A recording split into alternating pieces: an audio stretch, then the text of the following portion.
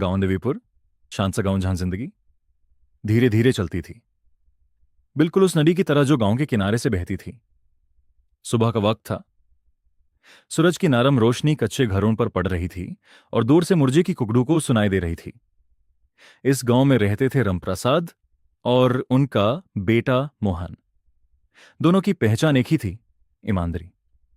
लोग कहते थे रामप्रसाद जैसा ईमानदार आदमी पूरे इलाके में नहीं मिलेगा, और बेटा भी बिल्कुल बाप पर गया है। बाबूजी, आज खेतों में जल्दी चलेंज ना, मोहन ने उठते ही पूछा। रामप्रसाद ने हल्का सा मुस्कुराकर उसके सिर पर हाथ फिराया। हां बेटा, पर याद रखना, मेहनत से बड़ा कोई धन नहीं होता। मोहन हंस पड़ा। और झूठ से बड़ा कोई बोझ नहीं होता, यह भी आप ही ने सिखाया है। दोनों बाप बेटा अपनी छोटी सी जमीन पर काम करते थे, पसीना बहाते थे, पर कभी किसी का हक नहीं मरते थे। गांव वाले उनकी इज्जत करते थे, पर कुछ लोग ऐसे भी थे जो उनकी ईमानदारी का मजाक उड़ाते थे। अरे रामप्रसाद, इतनी ईमानदारी से क्या मिलेगा? गांव का बनिया हमेशा कहता, थोड़ा ऊपर नीचे करो, जिंदगी सुधर जाएगी। रामप्रसाद शांत आवाज में कहते, ऊपर नीचे करने से जमीर नीचे गिर जाता है। एक दिन मोहन खेतों के पास खेल रहा था, तभी उसे मिट्टी में कुछ चमकता हुआ दिखा। यह क्या है? उसने झुक कर देखा। एक पुरानी लोहे की संदूक थी, आधी मिट्टी में दबी हुई। मोहन ने जोर लगाकर संदूक निकाली और धीरे से खोला। अंदर सोने के सिक्के और गहने चमक रहे थे। मोहन भागते हुए घर आया। देखिए मुझे क्या मिला।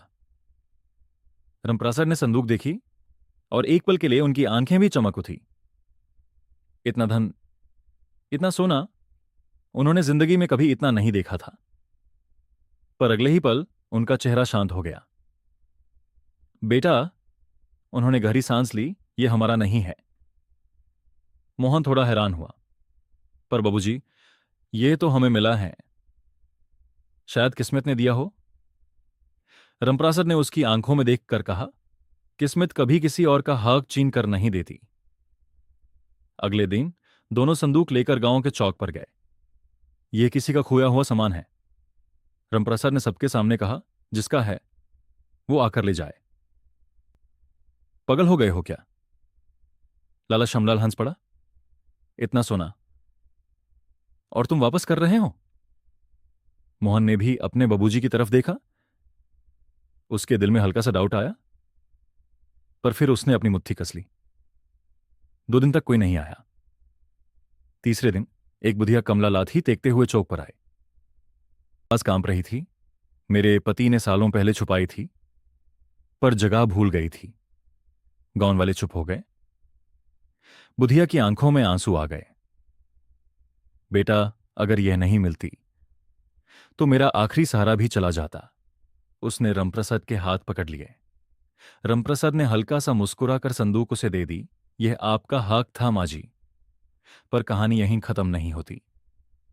उस रात मोहन चुपचाप बैठा था।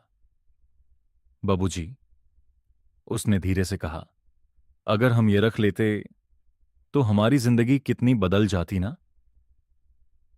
हां बेटा, जिंदगी बदल जाती, पर हम खुद बदल जाते।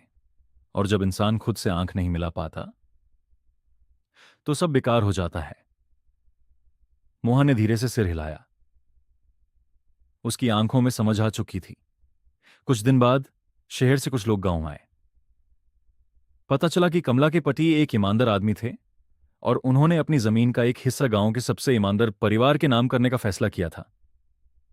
और वो हिस्सा रामप्रसाद और मोहन को मिल गया। गांव वाले हैरान थे और लाला शमलाल चुप। देखा बेटा, रामप्रसाद ने हल्का सा मुस्कुरा कर कहा, ईमानदारी कभी हारता नहीं, बस वक्त लगता है। मोहन की आंखों में चमक थी। बाबूजी, आज समझ आया, असली धन ये सोना नहीं, आपकी सीख है। और उस दिन के बाद देवीपुर गांव में एक कहानी हर बच्चे को सुनाई जाने लगी। एक ईमानदार बाप और उसके बेटा की कहानी, जिन्होंने सिखाया कि सच्चाई का रास्ता मुश्किल जरूर होता है, पर वही रास्ता सबसे सुंदर मंजिल तक ले जाता है। मोरल यह है कि ईमानदारी तुरंत फायदा नहीं देती, पर आखिर में वो ऐसा सुकून देती है जो दुनिया के किसी भी खजाने से बड़ा होता है।